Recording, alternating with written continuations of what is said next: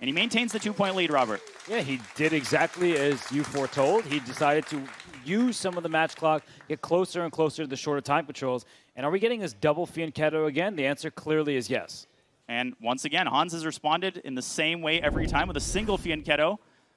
We, again, might get some knight h4 action. They are repeating move for move, I think, what we just saw in Hikaru's last white game.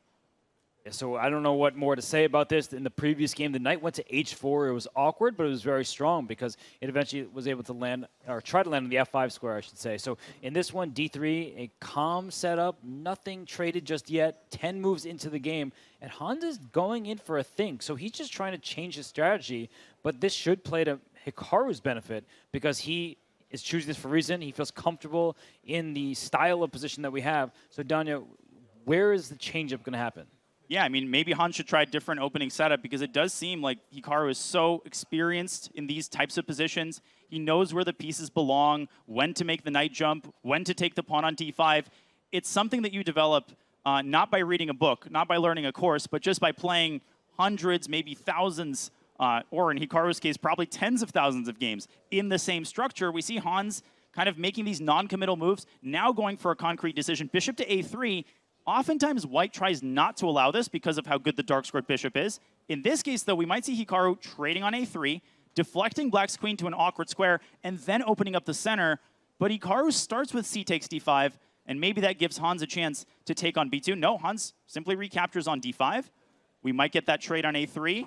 Maybe white's bishop is going to shift out to h3, pinning the knight on d7. We saw Hikaru do this in the previous white game. He's doing it again. Bishop h3.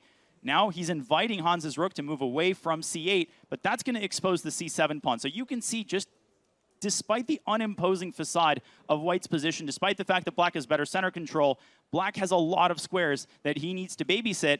And again, Hikaru pushes the pawn up to d4. Now we got more of a traditional Carlsbad structure, Robert. And once again, I'm just liking white's position a little bit more here. The nuances, right? The bishop on h3 is better than the bishop on b7. The knight on d7, it's stuck because that pawn on d4 outclasses it. A pawn 3 squares away for a knight often dominates it, and here that's very much the case. And there's the superfluous knights, as the late, great Jeremy Silman would talk about. The knight on d7, knight on f6.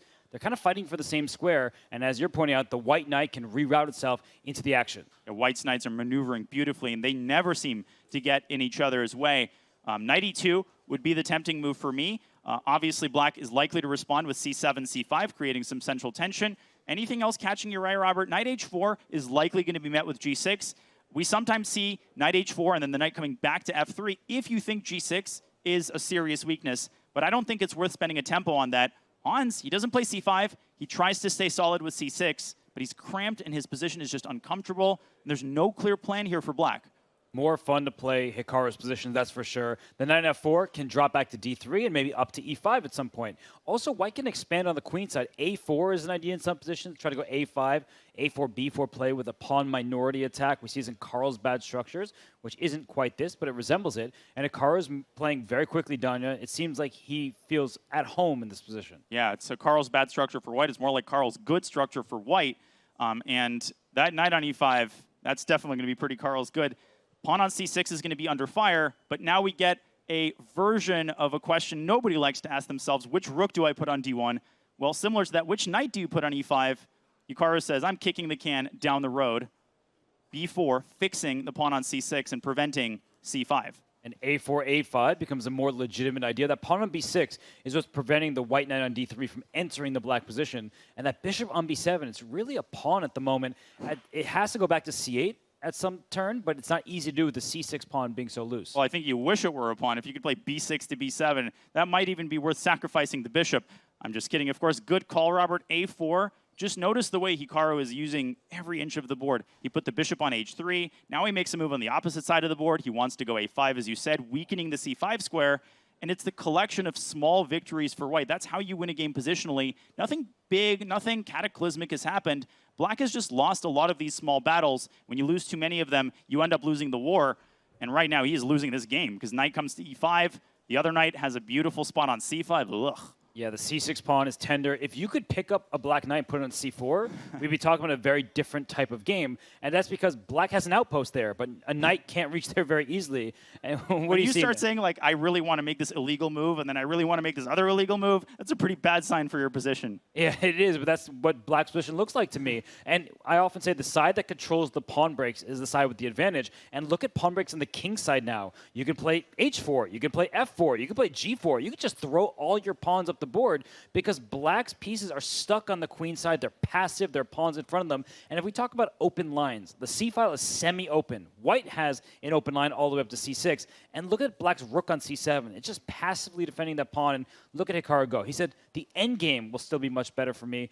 I think Hans did the right thing. He wants a knight on d6 up to c4, but it's clear, Danya, white is the side for choice. Yeah, and semi-open files, it's like getting a cookie when your sibling doesn't get one. They taste a lot better than when your opponent can partake. And now the decision for Hikaru, do you trade queens? This is often the hardest part of the conversion process. You've done everything right. You've gotten all the squares, but you need to make that final push. You need to convert your advantage into something tangible, either an attack. In this case, probably material advantage, because Hans is very likely to start dropping some pawns pretty soon. Don't do this at home. Don't do this unless you're a professional. Hikaru sliding his queen into b6. Black would love bishop b7, a7, just to add to our theme here. But I am getting more and more concerned here as the knight's dropping into c5. In black's position, you can just feel it creaking and crumbling. Rook c2, rook c1, some very natural moves for white, just to pile up maximum pressure on that black c6 pawn. And I've learned something new about you, Donna. You're a mean brother. I always liked it when my siblings also got to eat the sweets. So I think my brother's watching this broadcast right now, so man, you're sabotaging me here. You sabotaged yourself, buddy. I agree. Well, that queen on b6, it's not sabotaging white's position. It's safe there, right? It's very difficult to move that bishop from b7. If you move to a8, you drop a6. If you move to c8, you drop c6. So it doesn't actually seem like black has any easy moves right now. What would you do here? Would you play knight d7, trying to trade off at least that pesky knight on e5? I'm at a loss, and I think Hans is as well. I mean, if you could go knight e8 and f6 maybe to push this knight off of e5, I think that's one move too many, because knight e8, it can run into bishop takes e4. And by the way, Hikaru also could play f3 and just kick this knight off of e4. He doesn't even have to trade it. And Hans, you could just see him piling all the defensive firepower he has to make sure that a6 and c6 are protected. Because if either of those pawns fall, he's just screwed immediately. It's one of these positions where a student gets it and like white must be winning and tries to sacrifice something or end the game on the spot. But there is no knockout. F3 kicks the knight to g5, knight goes to f4, and you see that it's still in favor of white. So I'm ignoring that question mark. I feel like it's harsh. The white's position is still clearly good. And practically speaking, Danya, up a minute plus on the clock with control of every vital square, you have to like white's position. And okay, now there's some knight takes d7, queen takes, there's knight takes d5 in that position. The rook on c7 was loose. Ooh, so some tactics action possible there. Hikaru has also maintained a 1 minute time advantage this entire time, which is really impressive because converting is a time-consuming process. But the queen drops back to c5. Hans has sort of beaten back the first wave of attack, but Hikaru has kept all of the fundamental positional advantages here. Knight to e6, very tempting, but maybe that single bishop endgame not to his liking. f5. Desperate situations call for desperate measures, but knight g5 to c4 might become a legal move pretty soon. At last. If that knight can get to c4, black suddenly breathes a slight sigh of relief. But the side that controls the pawn breaks is the side we tend to prefer. h4 followed by e4 will be available, and that way you're just trying to chisel and open up more lines for the white pieces. But rook c1 takes c6, like sacrificing the exchange, is also something we should consider. That's one of the hardest parts of converting an advantage. It's transforming it. It's being comfortable with essentially saying, yeah, I love my position, I like everything about it, but I'm going to try to take this advantage and convert it into something else. He starts with e4, Robert. You did a bit of a double take. What's Hikaru seeing here? Is he going to sack a pawn to get rid of black's knight? That does not seem too convincing, because that bishop on b7, I mean, it's solid as a rock. It can eventually get involved through c8. Maybe he's playing for Hans's clock again as he gets down under 30 seconds. Black has 3 pieces staring at the square. White only has 2, but it forces black to take with a knight on e4. So it'll be great knight for white against very poor bishop for black. So he's saying it's worth a pawn. And Hans, he's using all of his remaining time. He takes on e4. This position we could have predicted 20 seconds ago. And as you're highlighting there, knight e6 to c5. And if king g8 is your only move, Yikes. Well, he found it. And he found King H8 against Magnus yesterday. He lost that game in the end due to Magnus's wizardry. But what a cold-blooded response, making sure that 96 doesn't come with check. That gives him a tempo to do what, Robert, if 96 happens? There's some rook e8 ideas, and the knight gets pinned because there's pins on the d file. And Thinking a knight's getting pinned. there it is. But what if the white king goes up to e3? I feel like white controls every square in this position. And 96, Hikaru finding the right time to do it. Not yet, because that rook from f8 could have gotten involved. Hans still keeping everything under control other than his clock. He's down to 6 seconds. He's up a pawn.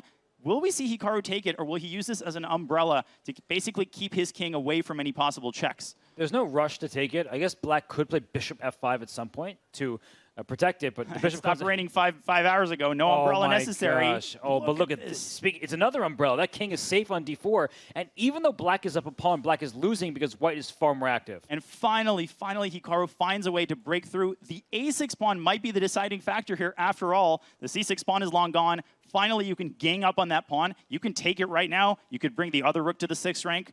The patience has been really impressive here, but one last bit of accuracy required. Hans desperately trying to get active. Well, rook f6 check forces the king to g file. King e7 gets mated. Oh. Rook c to e6. That would be a pretty nasty checkmate to see on the board. And otherwise, I feel like Hikaru has a choice. Does he move the rook first? Does he move his knight? He goes back to h3. There's no h6, so g5 is dropping. That knight it needs to be paid overtime. It could have gone back to f2 if necessary. Now you can go up to g5, back to f4. Now it's a perfect outpost. Take that pawn already, Hikaru. He could take it and then go back to the c file. It's why he didn't take it earlier. Rook e4 wins. Knight e6 is the threat. And if rook c4, king takes d5. You've been doing your puzzle rush. I saw you doing that before the show.